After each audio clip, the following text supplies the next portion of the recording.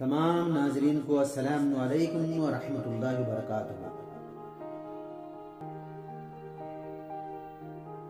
मोहतरम नाजरीन, एक शागिर्द ने अपने उस्ताद से पूछा, उस्ताद जी, ये आखिरत में हिसाब किताब कैसे होगा? उस्ताद ने जरा सा तौक़ुफ़ किया, फिर अपनी जगह से उठे और सारे शागिर्दों में कुछ पैसे बांटे। उन्होंने पहले लड़के को 100 रुपये, दूसरे लड़के को 75, तीसरे को 60, चौथे को 50, पांचवे को 25, छठे को 10, सातवें को 5 और जिस लड़के ने सवाल पूछा था इसे फकत 1 रुपया दिया।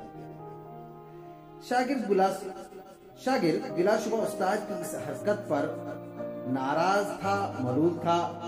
इसे अपनी तौहीन महसूस हो रही थी कि उस्ताद ने आखिर इसे सबसे कमतर और कम उस्ताद क्यों कर जाना। उस्ताद ने मुस्कुराते हुए सबको देखते हुए कहा, सब लड़कों को छुट्टी, तुम सब लोग घर जाकर अपने पैसों को पूरा खर्च करो। अब हमारी मुलाकात हफ्ते वाले दिन बस्ती के नानबाई के तनूर पर होगी। हफ्ते वाले दिन सारे तालिब इल्म नानबाई के तनूर पर पहुंच गए, जहां उस्ताद पहले से ही मौजूद सबका इंतजार कर रहे थे। सब लड़कों के आ जाने के बाद उस्ताद ने इन्हें बताया कि तुम में हर एक को इस तनूर पर चढ़कर मुझे अपने अपने पैसों को कहां खर्च किया इसका हिसाब देना होगा। पहले वाले लड़के जिसे 100 रुपये मिले थे, उसको दहकते हुए तनूर की मुंडेर पर चढ़ाकर उस्ताद ने पूछा, बताओ मेरे दिए हुए 100 रुपये कैसे खर्च किए? जलते हुए तनूर से निकलते शोलों की तपिश और गर्म मुंडेर की शिद्दत से परेशान लड़का एक पैर रखता और दूसरा पैर उठाता, खर्च किए हुए पैसों को याद करता और बताता कि 5 का गुड़ लाया था, 10 की चाय, 20 के अंगूर, 5 की रोटियां और इसी तरह बाकी के खर्चे। लड़के के पांव शिद्दत से जल रहे थे, तो बाकी का जिस्म तनूर से निकलते शोलों से झलस रहा था। हत्ता कि इतनी सी देर में इसे प्यास भी लग गई थी और अल्फाज भी लड़खड़ाना शुरू हुए। बमुश्किल हिसाब देकर नीचे उतरा। इसके बाद दूसरा लड़का, फिर तीसरा और फिर इसी तरह बाकी लड़के, हत्ता कि इस लड़के की बारी आ पहुंची जिसे सिर्फ 1 रुपया मिला था।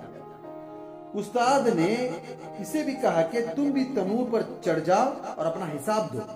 लड़का जल्दी से तनूर पर चढ़ा, बगैर किसी मुश्किल के बोला कि मैंने 1 रुपया की घर के लिए धनिया की गड्डी खरीदी थी और साथ ही मुस्कुराता हुआ नीचे उतरकर उस्ताद के सामने जा खड़ा हो गया।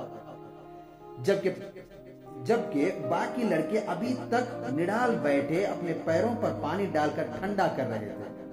उस्ताद ने सब लड़कों को मुतवज्जा करके इस लड़के को खास तौर पर सुनाते हुए कहा, बच्चों, ये कयामत वाले दिन के हिसाब किताब का एक छोटा सा मंजरनामा था।